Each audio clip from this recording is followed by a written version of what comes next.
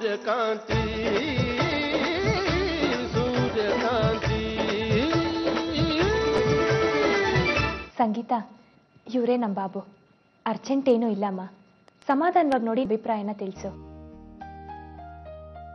ಹುಡುಗನ ಬಗ್ಗೆ ನೀವೇನಾದ್ರೂ ವಿಚಾರಿಸೋ ಹಾಗಿದ್ರೆ ವಿಚಾರಿಸಿ, ಬೇಕಾದ್ರೆ ನಿಮ್ಮ ಅಭಿಪ್ರಾಯ ತಿಳಿಸ್ಬೋದು. ಆಯ್ತು, ನಿನ್ನ ಅಕಸ್ಮಾತ್ ಏನಾದ್ರು ಹಿಡಿಸ್ತೇ ಹೋದ್ರೆ ಸಂಕೋಚವಿಂದ ಹೇಳಮ್ಮ, ಪರವಾಗಿಲ್ಲ. ಸರಿ, ಹಾಗಾದ್ರೆ ನಾವೇನು ಹೊಡ್ತೀವಮ್ಮ. ಬರ್ತೀನಿ ಸಂಗೀತ. ತುಂಬಾ ಸಂತೋಷ ಆಯ್ತು. ಕಂಪ್ನಿನ ಒಂದೇ ಸಲ ಮುಳುಗಿಸೋದಿಕ್ಕಾಗೋದಿಲ್ಲ ಮೇಡಮ್, ಯಾಕೆಂದ್ರೆ ಬಂಗಾರಪ್ಪನವರು ಸಾಲಿಡ್ ಬೇಸ್ ಹಾಕಿದ್ದಾರೆ ಇದಕ್ಕೆ. ಎಂಪ್ಲಾಯೀಸ್ ಎಲ್ಲ ಕಂಪ್ನಿನ ತುಂಬಾ ಗೌರವದಿಂದ ನೋಡ್ತಾ ಇದ್ದಾರೆ. ಹಾಗಾಗಿ ಕಂಪ್ನಿನ ನಿಧಾನವಾಗಿ ಸ್ವಲ್ಪವಾಗಿ ಮುಳುಗಿಸ್ಬೇಕು.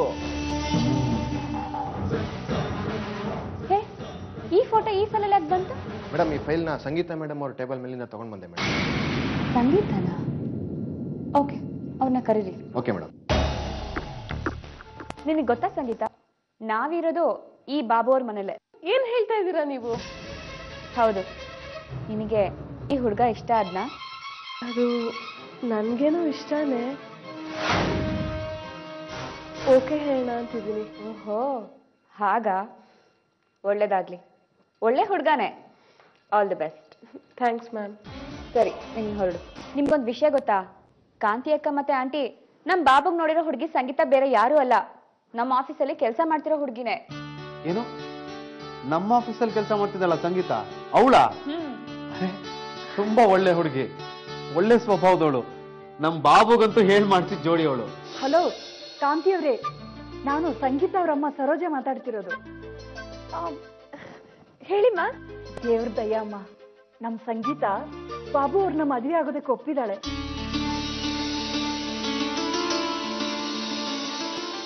ನಾನೇ ಒಳ್ಳೆ ದಿನ, ನೀವು ಬಂದ್ರೆ ಮಾತುಕತೆ ಮುಗಿಸ್ಬಿಡ್ಬೋದು.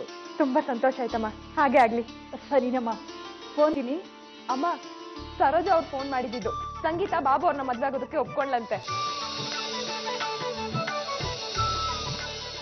ನಾಳೆನೆ ಮಾತುಕತೆಗೆ ಬನ್ನಿ ಅಂತ ಕರೆದಿದ್ದಾರೆ. ನಾವೆಲ್ಲ ಬೆಳಗ್ಗೆನೆ ಹೊರಟ್ಬಿಡೋಣ.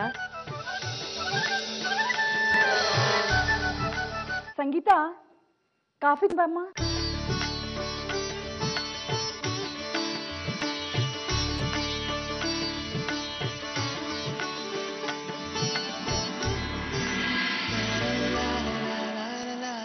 ಅಮ್ಮ, ಹುಡುಗಿ ನಾಚ್ಕೋತಿದ್ದಾಳೆ ಅಂದ್ಮೇಲೆ ಎಲ್ಲ ಓಕೆನೆ, ಏನಂತೀರಾ? ಅಲ್ವಾ ಐಶ್ವರ್ಯ? ಎಲ್ಲ ಓಕೆನೆ.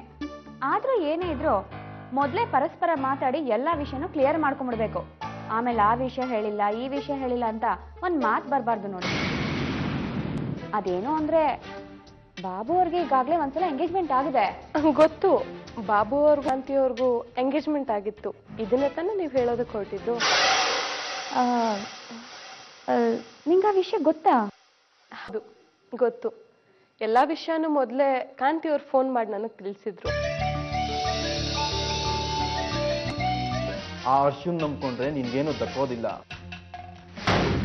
ಒಂದೇ ಒಂದಿನ ನನ್ನ ಜೊತೆ ಅಡ್ಜಸ್ಟ್ ಮಾಡ್ಕೋ, ಆ ಕಾಂತಿ ಜೀವನದ ದೀಪನ ಆರಿಸ್ಬಿಡ್ತೀನಿ. ನಾಯಿ ಅನ್ಕೊಂಡಿದೆ ನನ್ನ. ಏಯ್, ನನ್ನ ಹೆದ್ರಾಕೋತಾ ಇದೀಯಾ? ಇನ್ನೊಂದು ಮಾತಾಡಿದ್ರೆ ಅಷ್ಟೇ.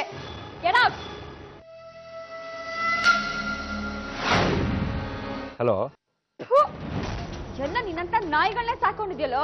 ಯಾಕೆ, ಏನಾಯ್ತು ಅಶು? ಇನ್ನೇನಾಗ್ಬೇಕು, ಜೊತೆಲಿ ಇರ್ತಾನೆ ಏನೋ ಮಾಡ್ಬಿಡ್ತಾನೆ ಅಂತ ಕಳ್ಸಿದ್ಯಲ್ಲ, ಈಗ ನಾಯಿ ನನ್ ಮೇಲೆ ಕಣ್ಣು ಹಾಕ್ತಾ ಇದೆ.